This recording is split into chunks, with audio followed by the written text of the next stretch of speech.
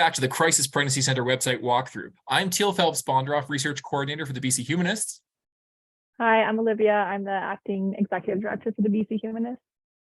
And I'm Joyce Arthur, the Executive Director of Abortion Rights Coalition of Canada. And today we're going to be taking you on a journey through a Crisis Pregnancy Center website. But before we get into that, what are Crisis Pregnancy Centers? Joyce? They are agencies that purport to help pregnant people with their options, like adoption or parenting or abortion. They claim to provide accurate information, unbiased information, but in fact, they're mostly Christian ministries, faith-based, who are intent on dissuading people from having abortion. I've always described them as engaging in motivated counseling. Like, this isn't counseling where they're giving you all your options. Their goal is to dissuade people from having abortions. And what we've seen in a report that we released, we'll include a link in the comments, but we've seen that a lot of these websites use misleading and deceptive information. And so the project that we're doing today is we're taking you through a walkthrough of one Crisis Pregnancy Center website to explore some of the things you might find on one of these websites. And who are we looking at today, Olivia? Yeah, so I'm going to pull them up. We are looking at South Fraser Pregnancy Option Center today, and they're in Surrey, BC. Let's pull up the welcome page just to start us off. And we get our typical picture of the backs of women's heads. The pictures that you typically see in these websites are either backs of people's heads or people looking at pregnancy tests with their back against the wall. The stock photo list is very limiting. They're all very sad or contemplative. Yeah. Exactly. Yeah. And that's kind of part of that fear-based messaging you get from a lot of these organizations. So one of the things that we found with this CPC website when we were looking through it is they do a really good job of concealing your agenda. So when Joyce was talking about what a crisis pregnancy center is, these are religiously motivated organizations, but we're on the organization's website. We don't see anything around their religiosity. As a group, we spent some time looking over the website, trying to find out if they actually mentioned who they were affiliated with. There is nothing on the main page. You've got a lot of information on their website, their charitable information, but there's no disclaimer to say that they're a religious organization. We don't find that until we dig into their FAQs and really look into it. So Olivia, if you want to pop over there and just show us what we can see there, that would be great. Sure. Okay. I think the first place we see some inkling of this is right here. We are faith-based. Very hard to find information. And Olivia, you had also mentioned we were looking earlier at the charity data page in terms of who these people get donations from, and it's quite shocking, a long list of churches and religious organizations. I don't know if you had that handy to show. Let me pull that up as well. As you can see, this is their charity number. And below, this website shows all the gifts received from other charities over the past 10 years. And just in 2021 alone, it's mostly churches. Actually, I don't know if there's any aside from churches all in the area. So that's pretty telling. I don't think that a bunch of churches would be giving, thousands of dollars to a charity that didn't have similar beliefs. And you were pointing out earlier, like the Kenneth Copeland Ministries is on the list, which is a notoriously anti-choice religious figure. And now if we go down a little bit further, there was the question around abortion, because what you'll often see with CPCs is they will provide counseling in heavy air quotes around different options, but they'll heavily lean on carrying the child to term and adoption, and they'll often provide misinformation or inaccurate information around abortion options. So when it comes to, I think one above actually, the medically accurate information link. Yeah. So the question is, like, do they provide medically accurate information? And this is quite telling. I don't know, Joyce, if you can talk about PCC and what that is, because that's the only indication as to what this organization's relationship with abortion is. But I think those are quite telling letters, aren't they? Yes, PCC stands for Pregnancy Care Canada, which is an umbrella organization of about over 80 CPCs across Canada, of which South Fraser Pregnancy Options is a member. And they have to follow certain directives, including religious directives that, like, their staff and volunteers all have to be Christian. And it even says something in the directives, or at least it used to, that staff are encouraged or required to proselytize to patients. And definitely their materials are not medically accurate. And you always have to watch out. That's, to me, that's a trigger word, because medically accurate to them means something different than what it means to like normal science-based people. They have their own medical experts, so to say, and they push their own theories about how abortion leads to breast cancer or has all these other risks, et cetera, which are just not scientifically based. So it's always very suspicious language when you see that. Yeah, and if we look at I think we have the tab open there for Pregnancy Care Canada, but it's another organization that unless you had intimate knowledge, as we do here, this organization, if you look at their About Us, you find out very quickly that they are, and I think the first link there with the happy family, what we believe, they're a Christ-centered organization. But in order to find this information, we had to go on the CPC's website in their FAQ. We had to know what the acronym stood for. That is a very high barrier for most people. They're unfamiliar with an organization like this. And so as a result, they're going to think that this is a social service and that this is an organization that's masquerading as a social service and claiming to provide accurate information. And that's hugely problematic. Exactly. I mean, we want to say that there's nothing wrong with being a faith-based organization, but the problem here is that they're hiding it, and they're also kind of pretending to offer, a kind of almost a secular service and unbiased and all this stuff, when that's really not true. They're actually coming from a biblically based perspective. And it's not just, like a liberal Christian perspective, like the United Church. No, it's evangelical, it's fundamentalist, it's anti-choice. And what's interesting with this group, Olivia was walking us through this earlier, and I'll give you the con on this one, Olivia, with respect to their other programs. So when we look at crisis pregnancy centers, a lot of them, the trend has been trying to get people in the door or on the phone, and they provide less and less information on their websites.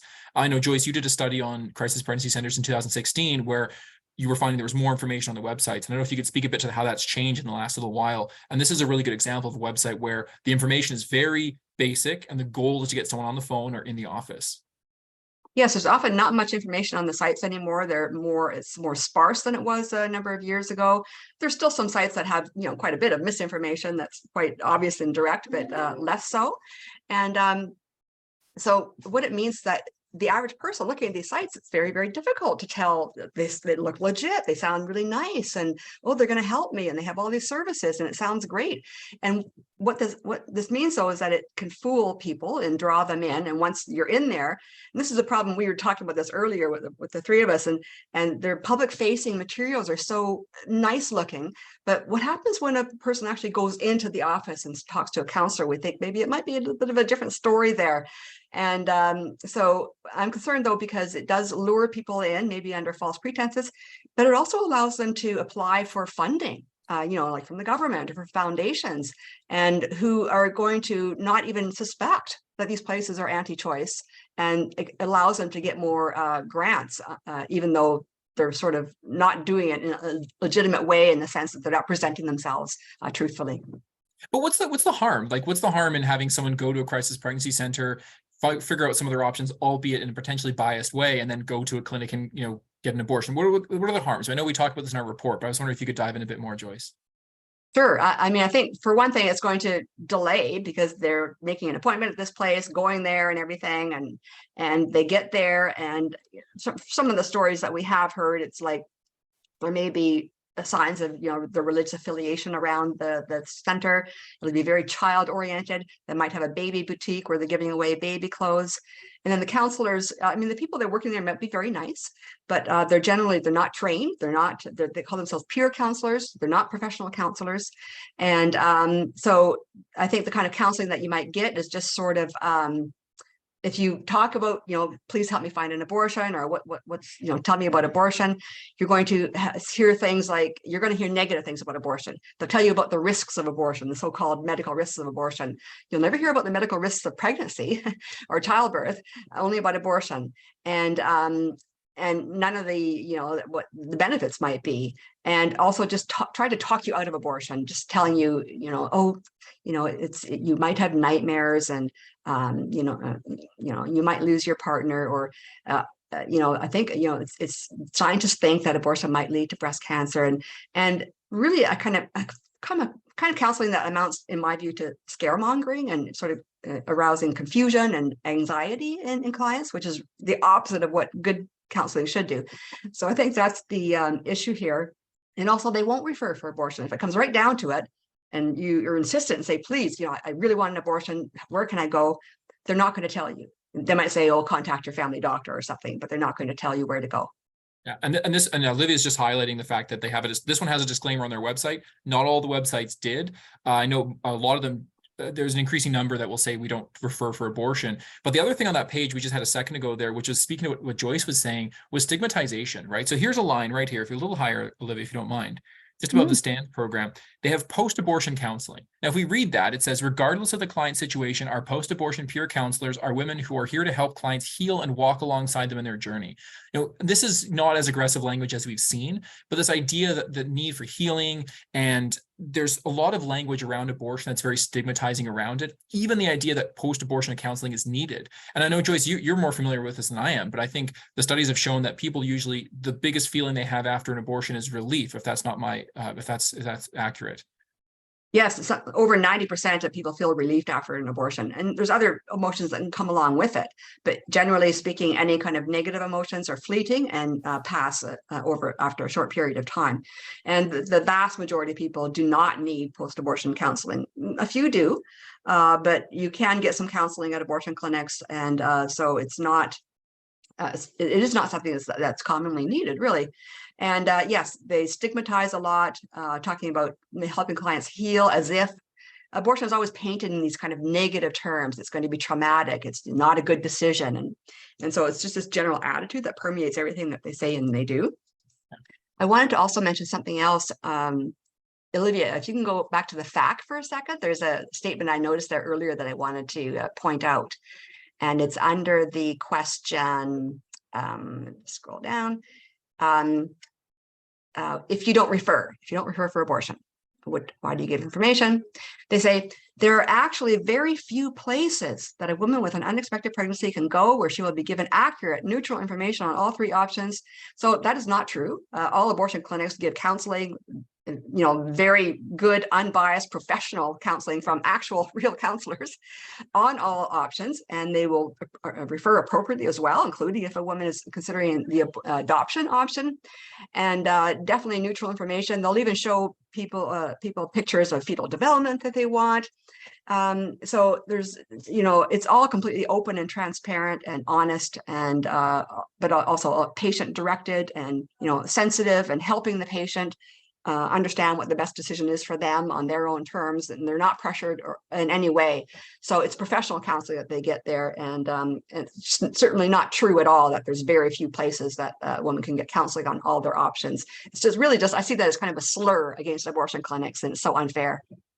And this is the subtle language. And the thing that we've noticed, so the report that we released last month looked at the websites of crisis pregnancy centers across the country. And it was an update on the Abortion Rights Coalition of Canada's study from 2016. And the overall trend we've seen is websites are having less and less information on the website, and the goal is to get people in the door. But there's something else about this CPC that I think was interesting. Olivia, you were talking a bit about their education and outreach program. So some crisis pregnancy centers, as Joyce mentioned, have stores that provide baby clothes and diapers and things along those lines. Some of them actually reach out into the community to do education programs. This one has quite a large education program. And Olivia, I was wondering if you could walk us through kind of what we found about their education program.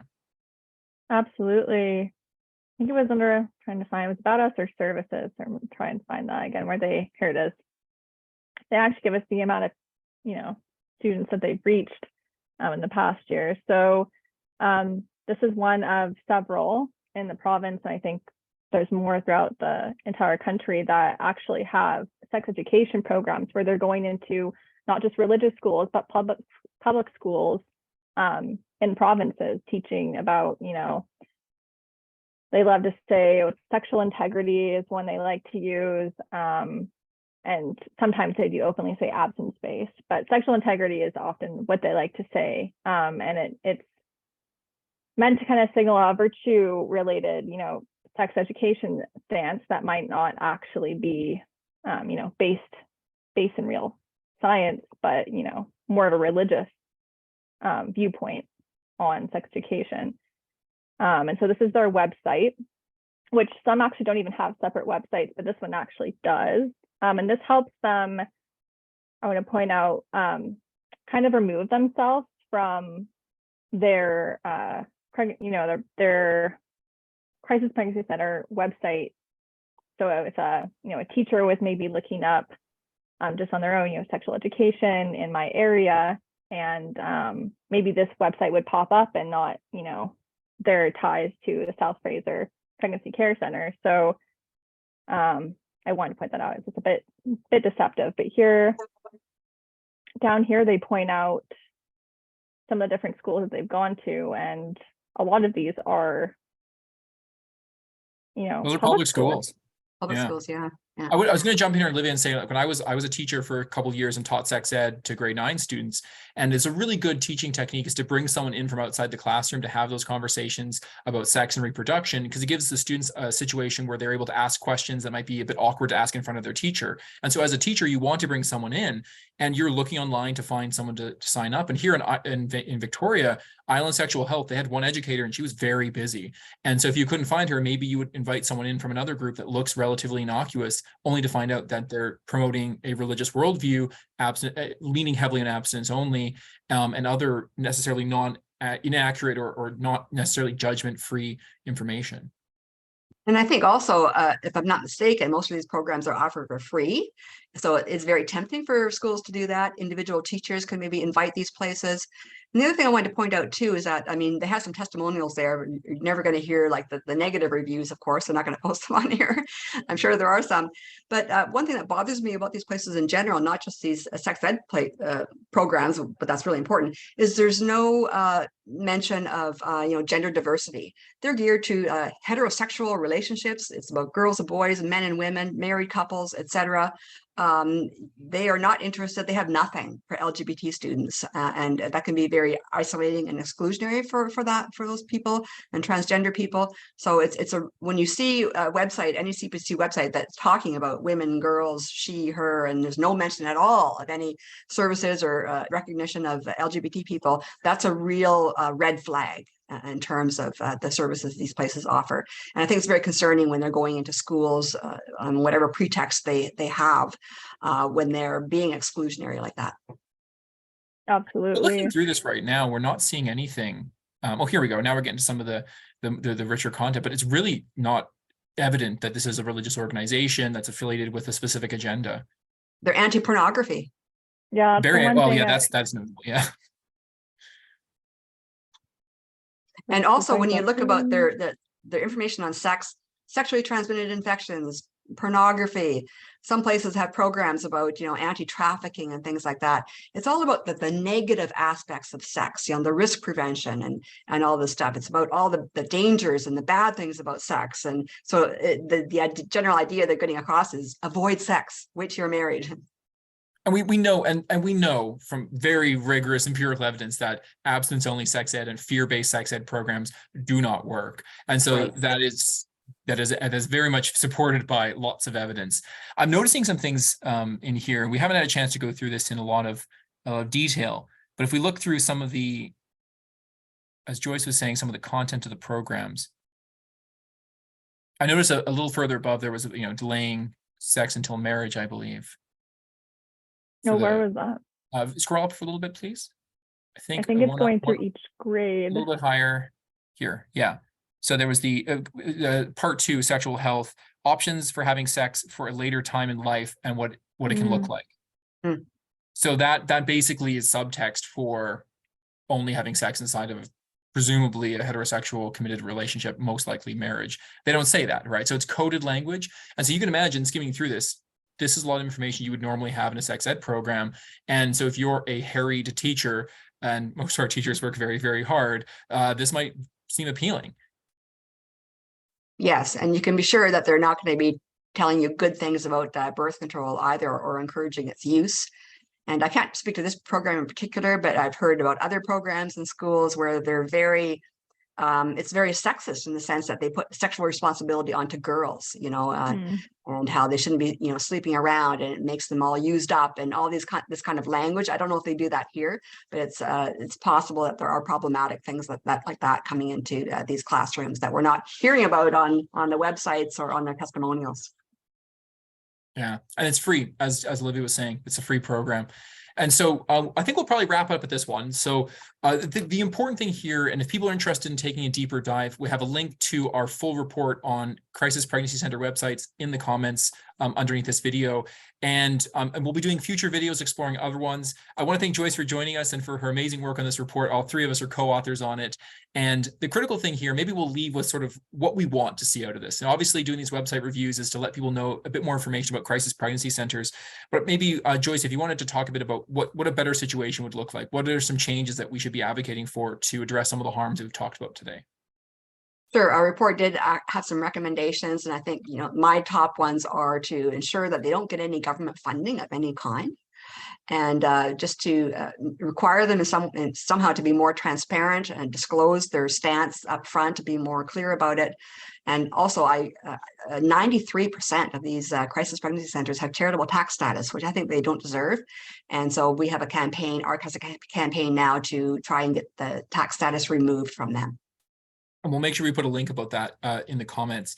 Well, thank you all for joining us. We will be once again back on the same channel with more information about crisis pregnancy centers in the near future. And as always, like and subscribe.